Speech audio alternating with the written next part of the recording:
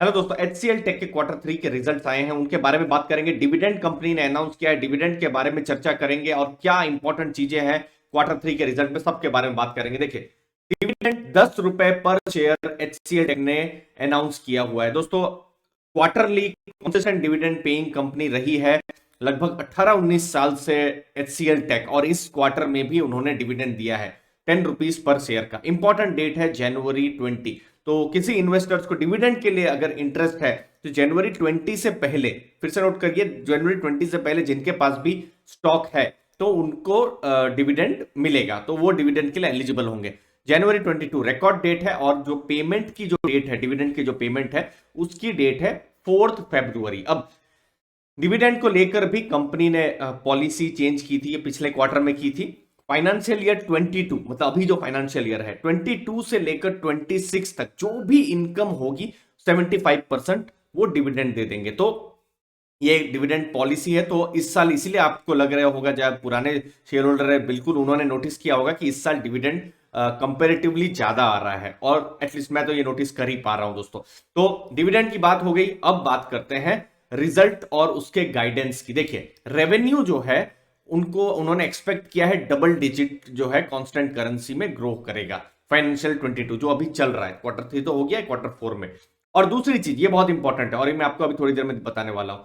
EBIT margin जो है वो 19 से 21% तक रहने की संभावना है क्वार्टर FY22। तो ये अभी FY22 क्वार्टर 3 तो हो ही गया है, क्वार्टर 4 जो जनवरी से मार्च होगा उसका भी वही है मार्जिन 19 से 21। तो क्वार्टर 3 में कैसा मार्जिन रहा है वो भी आपको मैं बता देता हूं।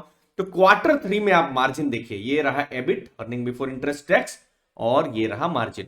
कंपनी ने कहा 19 से 21%, और मार्जिन है 19%। मतलब कंपनी ने जो गाइडेंस दिया था, इनफैक्ट आपने मेरे प्रीव्यू वीडियो में देखा होगा कि सेम गाइडेंस दिया था, और वही चीज जो गाइडेंस दिया था और वैसा ही एबिट मार्जिन आया है। अब नंबर्स के साथ बात करते हैं दोस्तों।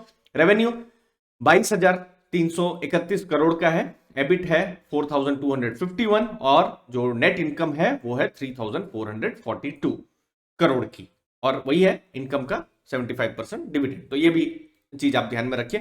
क्वार्टर ऑन क्वार्टर यहां पर ग्रोथ हुआ है 8.1%, ईयर ऑन ईयर 15.7%। तो ये बहुत क्वार्टर ऑन क्वार्टर ग्रोथ हुआ है। इनफैक्ट ये एक्चुअली करोड़ में नंबर है, अगर आपको मैं डॉलर मिलियन में नंबर में नहीं दिखा रहा हूं, क्योंकि करोड़ में इजी होता है, बट अगर डॉलर्स में अगर नंबर दिखा रहा होता तो कांस्टेंट करेंसी में 7.6% रेवेन्यू ग्रोथ हुआ है।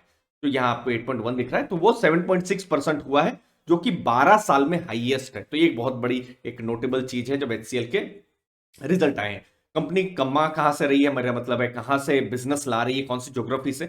मैक्सिमम अमेरिका से आ रही है, मतलब नॉर्थ अमेरिका वाला एरिया 63%, और यूरोप से आ रहा है लगभग 28%। तो 90% से ऊपर का बिजनेस वहीं से ही आ रहा है। मैक्सिमम बिजनेस आईटी एंड जो बिजनेस सर्विसेज है वहां का बिजनेस है, 70% का मैक्सिमम बिजनेस वहां का है। अब ये जल्दी से मैं आपको स्टेटमेंट दिखा देता हूं, इनकम स्टेटमेंट आपको। देखिए, पिछले साल 19,302 करोड़ का रेवेन्यू था, जो इस बार 22,331 करोड़। तो ईयर ऑन ईयर, ये जब मैं करोड़ में डेटा बता रहा हूँ, मिलियन डॉलर्स वाला एक अलग अलग डेटा है, तो ये 15.7% ईयर ऑन ईयर ग्रो हुआ है। क्वार्टर ऑन क्वार्टर 8.1%, तो यही आपको 7.6% कांस्टेंट करेंसी में मिलियन डॉलर में मिलेगा। खैर, बहुत कंफ्यूज नहीं होना है, मतलब ग्रोथ हुआ है क्वार्टरली, सिंपल।